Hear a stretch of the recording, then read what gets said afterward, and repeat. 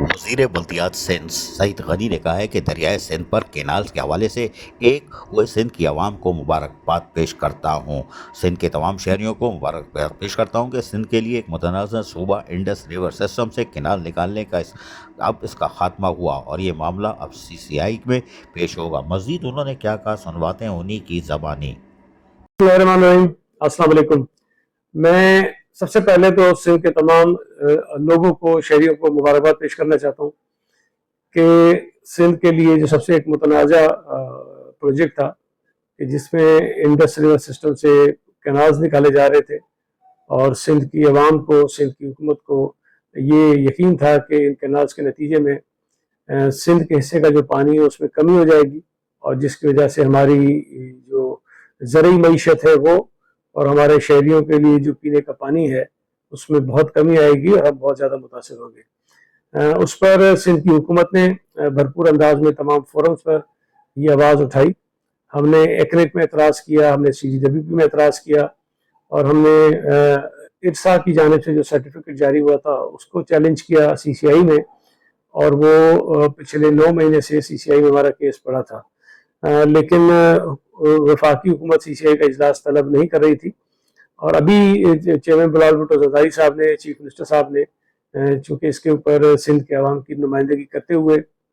بھرپور آواز اٹھائی اور وفاقی حکومت پر یہ دباؤ ڈالا کہ وہ اس مسئلے کا حل نکالیں، تو کل جو اجلاس ہوا وزیر اعظم صاحب کی زیر صدارت، اس میں اصولی طور پر یہ فیصلہ کر لیا گیا کہ جب تک صوبوں کے درمیان اتفاق پیدا نہیں ہو جاتا تب تک دریائے سندھ سے کوئی نئے کینال نہیں نکالے جائیں گے، اور اسی حوالے سے 2 مئی کو CCI کا اجلاس طلب کیا گیا ہے اور ہمیں یقین ہے کہ انشاءاللہ تعالیٰ CCI کے اس اجلاس میں سندھ حکومت کا، سندھ کے لوگوں کا جو موقف ہے اس کو سامنے رکھتے ہوئے دریائے سندھ پر جو کینالز کا منصوبہ ہے اس کو روک دیا جائے گا۔ میں ان تمام سندھ کے لوگوں کا بھی شکریہ ادا کرنا چاہتا ہوں